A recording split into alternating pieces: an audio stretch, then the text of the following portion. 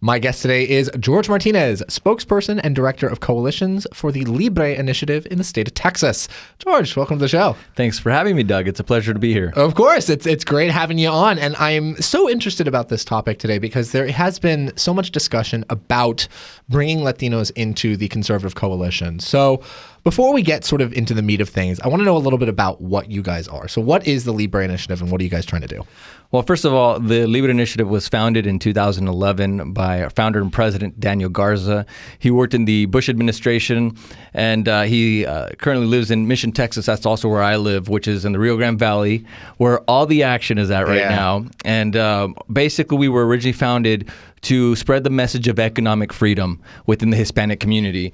And throughout the years, we've definitely expanded our portfolio and what we do. And now, we still have that message, but we want to see the U.S. Hispanic community prosper and thrive. So we talk about principles of limited government, the rule of law, sound money supply, property rights, when it comes to policy and informing the community on those policies that improve our lives. Right. Well, one of the things that struck me when I was reading about the LIBRE Initiative is a lot of those things that you mentioned don't really seem specific to the Latino community. It's kind of everybody, white, black, anything in between. Does that sort of imply that Latinos are just like every other American? Yeah, the message doesn't change. It's the messages of freedom, of family and values of life and God, right? And so that is a message that is the same, but we have a specific target audience that is a Hispanic community, and we've been doing it since the beginning, 11 years now. I've been fortunate to be a part of LIBRE for 10 years and to see the growth of where we've been. And not only that, but to see the exciting changes that we are now seeing when it comes to the policy changes and the policy champions we want to see. What does that look like to reach out specifically to Hispanic communities? Is it Spanish language outreach? Is it speaking to particular countries' values? What does it look like?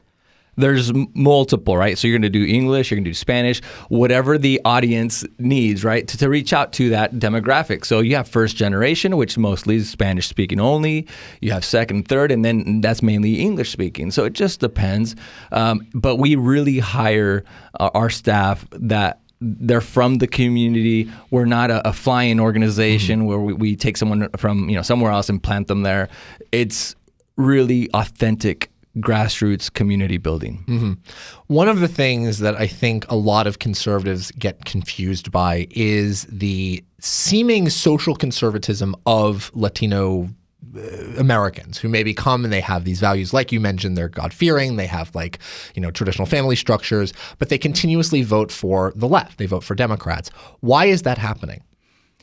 I think for many generations, and you've seen this even from the 60s, the left has done a really good job of reaching out to the Hispanic community, whereas the right was just not there. They were absent.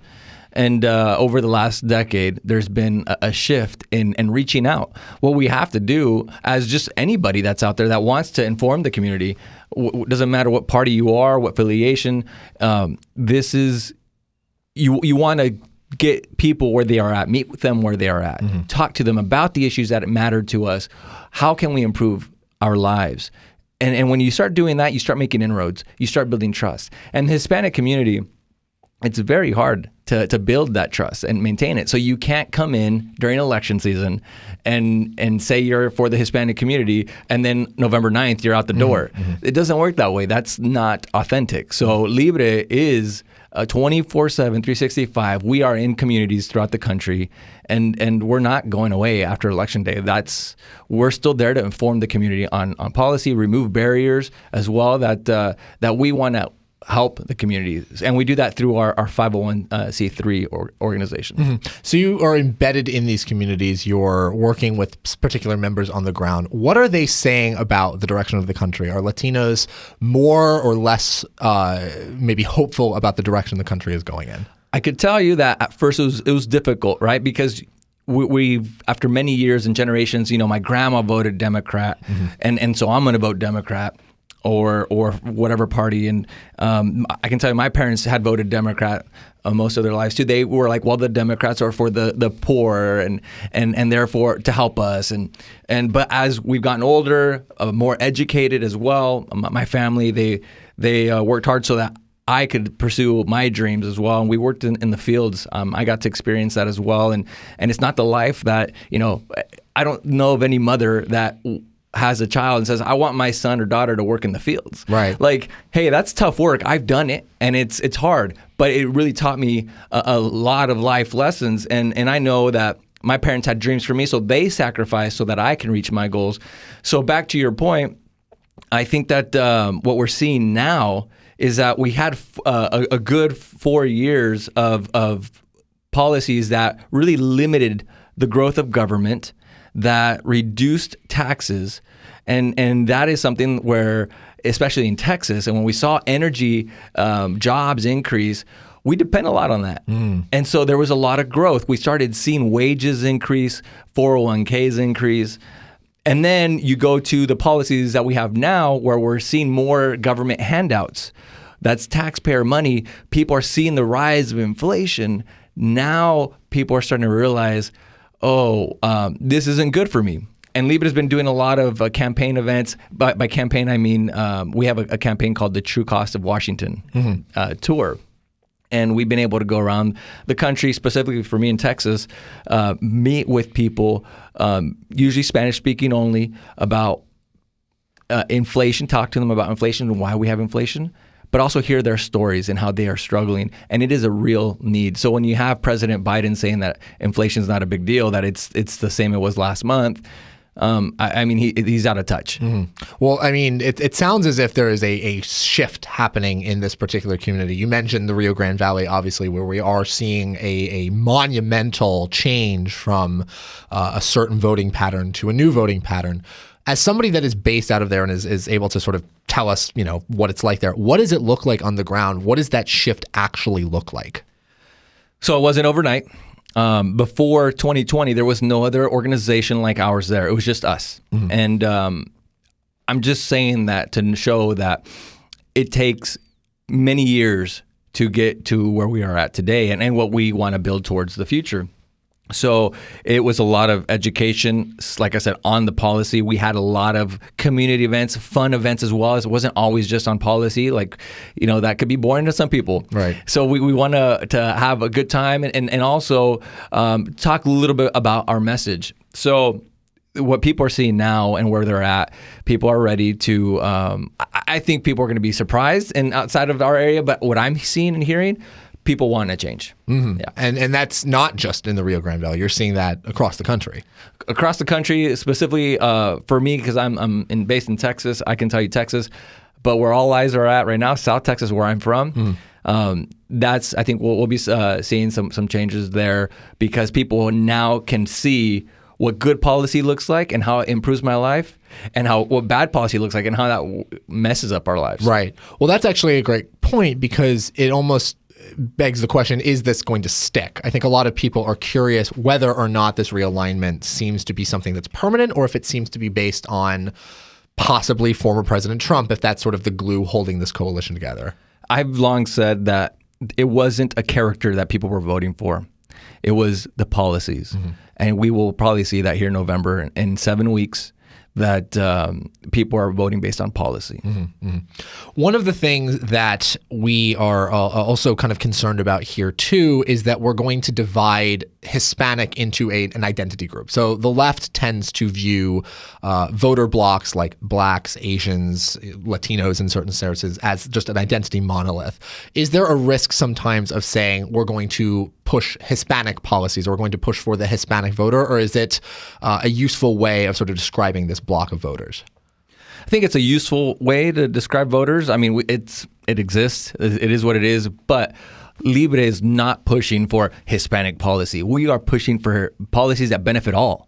And if you look at our mission statement, it says, we want to improve the lives that benefit all. So we do that by advancing generic policies that obviously are limited in strength and in scope. What role do the different countries of origin, for example, play in reaching out to this type of voter? Because there's Venezuelans, there's Puerto Ricans, there's Cubans, all of these different, what we would call Hispanics, but have such different backgrounds. Yeah, so I'm from Mexico, Monterrey, Nuevo León. I was born there, raised in California. Unfortunately, don't feel sorry for me. I'm from Oregon. I feel you. But look, I mentioned that we hire people within the community. If I were hired to work within the Cuban community in Florida, in Miami specifically, I wouldn't do well. I don't know their culture. Things are different. So we hire people who are in the community that know their community. So I did really well and have done really well talking to people from Mexico because I get it. I understand. I came here legally and found a way to prosper and fulfill my American dream. And I want others to do the same through right channels. And when we talk about things like immigration and that's obviously the big topic around immigration, but inflation and economy, criminal justice reform, healthcare. But we definitely want to hire people and have people that know the country and the values of that country. And if there's a specific population, that's what we want to do because we are authentic. We're, like I said earlier, we're not a transplant group. We're not hiring someone that's from another area and bringing them in. No, immigration is something that I'm curious about because it does seem like when you think about Hispanic voters, immigration is the issue that comes to mind. But from what it sounds like you're saying, that's not really the top of mind issue. No, it's number 3, number 4. Usually it's what it polls. Look, the LIBRE Initiative has had a very common sense approach. And there's been a lot of misconceptions out there. But one, we do need border security. I live on the border. I want my family to be safe. Right. So that could look differently, though. It could be more border patrol agents. It could be more infrastructure, more technology. It could be a mixture of all of those combined. At the same time, just solving border security alone will not fix our immigration system. People will still find a way to come here. So we need to actually update our immigration laws, reform them, so that people can actually have legal channels, legal pathways to get here. Because we want the most talented people to be able to come here, contribute to our society. And you can't do that when you don't update the needs of our labor demands today. Where does wokeness and the idea of identity politics rank among the concerns in this particular voting bloc? Yeah, that's not. I don't even think that gets any kind of level here. It doesn't poll. I can tell you that it's not the number 1, number 2, 3, 4 issue. I think from what I'm seeing on the ground, it's something that is against what we believe as Hispanics. So the wokeness, the Latinx, it just does not work. I don't like it. I know others don't like it either. Right. Well, that's the reason I don't necessarily know if it ranks as like immigration or inflation, but I would assume that as a group that is being consciously targeted by the identity politics left, that would sort of have an impact on the perception that Hispanic and Latino voters have of, let's say, the Democratic Party that is pushing that ideology.